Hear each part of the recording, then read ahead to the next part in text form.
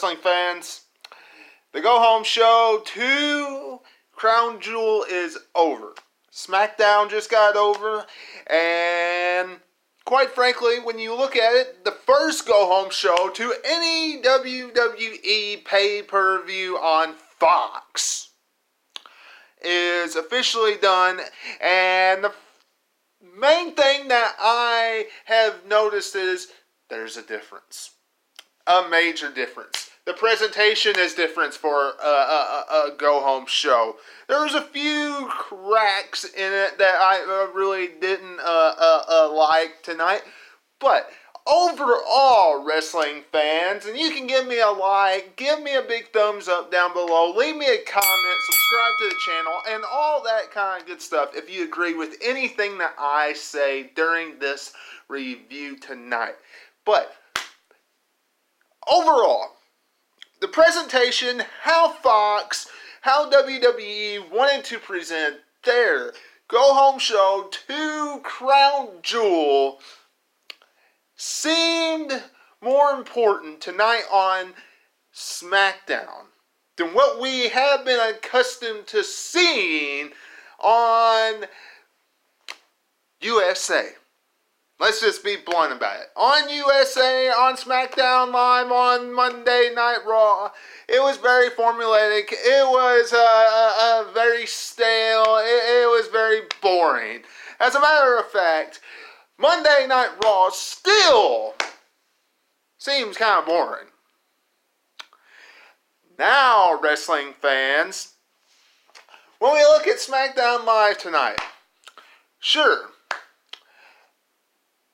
Cain Velasquez, Rey Mysterio, and Dominic got beaten to a pulp by Brock Lesnar. And we saw Cain Velasquez pop right up very soon after and talk in Spanish, I think. Which, honestly, in my eyes, they could have left out. They could have had Rey Mysterio get beat up and Dominic get beat up and then have Cain Velasquez get mad and all that stuff and then do what he did. That, to me, would have been bam great. Instead, Cain Velasquez didn't sell the F5. Wrestling fans, Monday Night Raw on USA, and I am not going to sit here and criticize how the go-home shows have been, but we wouldn't have seen that kind of stuff. Now, what I would love to see this coming Monday night, because I know, we all know, wrestling fans, that WWE is going to push this matchup for the WWE Championship one more time this Monday on Monday Night Raw. Why don't we just see Cain Velasquez in one of those promos where it's showing what he did in UFC? Do you remember when Brock Lesnar first came back to the WWE and he was having those promos and he was going against John Cena, and he went and he was saying, I don't give a crap about John Cena. I'm going to beat John Cena to a pulp. I'm going to do this. I'm coming back to bring legitimacy to the WWE. You know, showing all his highlights. Why don't we see something like that about Cain Velasquez? Do that Monday. If you really want to promote this matchup, forget about Paul Heyman. Do that with Cain Velasquez. He is the only one, really, out of this that you have not pushed as a SmackDown or Raw superstar. Do that. Now, wrestling fans. Now, let's move on to Team Hogan versus Team Flair. What should I do, brother? Woo! Team Hogan won tonight in a 6-man tag team matchup. We knew this was going to happen.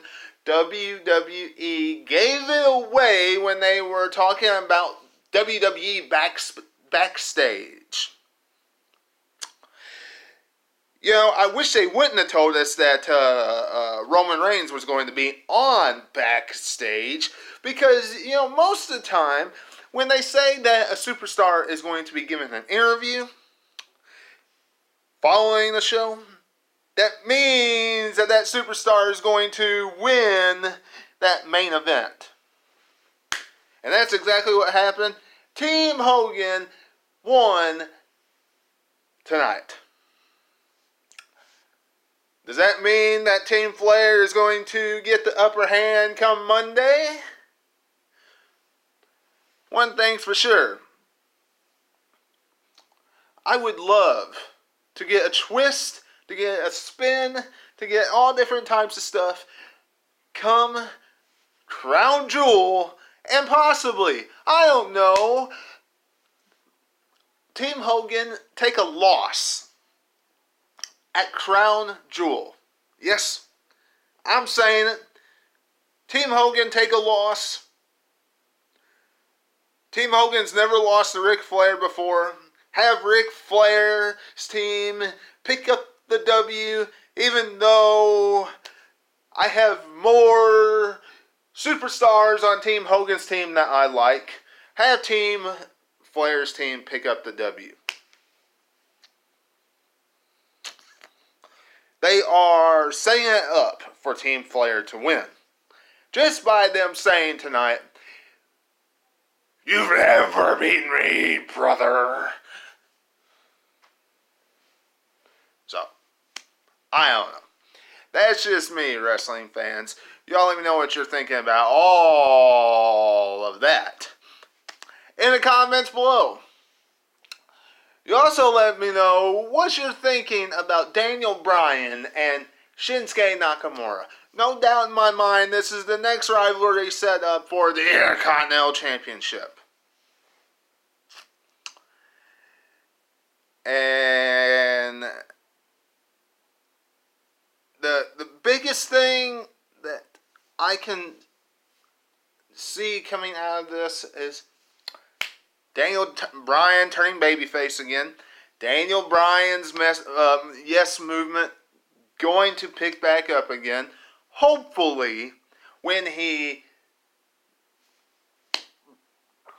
officially just kicks the crap out of Sami Zayn and Shinsuke Nakamura, and then takes the Intercontinental Championship away from them. Them teasing, hopefully trying to get Sami Zayn back into the ring, I don't like it. Keep him as Nakamura's mouthpiece. He's just fine in that role. I like him more in that role instead of him going around jobbing all the time on TV. Which we all know, wrestling fans, that is what he would do. Okay. WWE tonight promoted the huge, grand, largest, and I mean largest, tag team battle royal in history. I think that's what it is. At Crown Jewel by sticking all the tag teams in the ring on SmackDown at one time. At least most of them.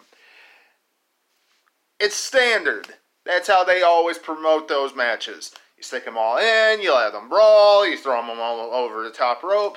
It's a standard way to promote these big, huge battle royal matchups. One thing's for sure, who will be the greatest tag team in the world as far as WWE is concerned? More than likely, they will have the New Day win that matchup. Should it be the New Day? I don't know. They should give it to somebody who needs the accolade to boost their career. Instead, they're going to give it to the New Day, more than likely, so it can just keep on stacking accolades to their career. That's just my opinion on it. We have to see what happens at Crown Jewel, and you'll get my full preview and predictions of this pay-per-view on Tuesday, because Crown Jewel, as we all know, is this coming Thursday. Absolutely. So Tuesday, you will get my full preview and predictions of the entire pay-per-view. And I'm hoping, wrestling fans, that this pay-per-view does not turn into something that looks like just a house show with pyro. I'm hoping. Because some of these shows in the past have been built up and built up and built up, and they have legends and things like that, and it looks like an in-house show. That's what it turns into. So I hope when all this is over, that's not what it turns into, wrestling fans. Braun Strowman came out and he demolished. Absolutely demolished. Cruiserweights. Whoopee. One thing's for sure. Tyson Fury and Braun Strowman, who cares? Who cares? That's my opinion on it. You know, they have Braun Strowman and Tyson Fury, and the only thing that comes to my mind is Braun Strowman is the modern day Big Show. The one that's going to go out there and get beat by all these celebrities. The picture even looks something like the Big Show would when they're advertising it.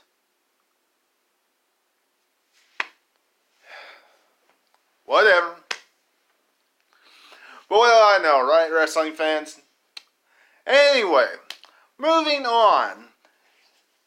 Nikki Cross taking on Mandy Rose. It was just kind of whatever.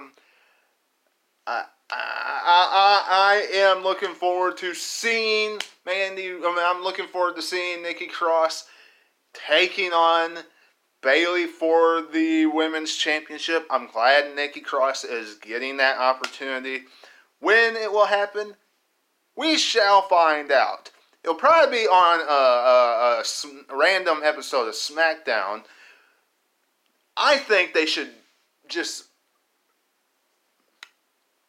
forget about the Raw versus SmackDown at the Survivor Series and them have SmackDown matches and them have Raw matches at the pay-per-view. Have that be at the Survivor Series. That's just me. And of course, the worst part about SmackDown tonight. Lacey Evans. The part that honestly was just dreadful. Of everything, you know, the show wasn't bad, but this part was just absolutely dreadful. I mean, just horrifying. I mean, just horrible. It's one thing to make a jobber look bad, and then there's another thing that just make a jobber look like a blithering idiot. And that's exactly what they did with this jobber. Because they took a jobber that they said was from Kansas City, Missouri, and they had her running around counting 1, 2, 3, 4, 5, 6, 7, 8, 9 women's right.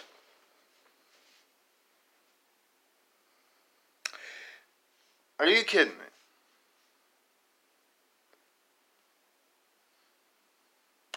You gotta be kidding me. Absolutely ridiculous. That was the entire matchup. Lacey Evans walking around the ring while all that's going on, and then a women's right punch. 1, 2, 3. And that was SmackDown Live. A decent go-home show to a pay-per-view. I like what SmackDown did tonight for a go-home show to a pay-per-view. Y'all let me know what you're thinking in comments below. Don't forget to like it.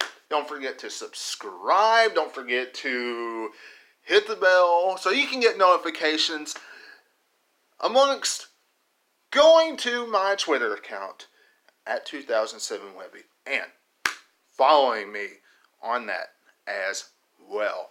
And of course, until I see you again, which is this Monday for Monday Night Raw review, this is Webby. Have a great weekend, everybody, and I'll catch you on the other side.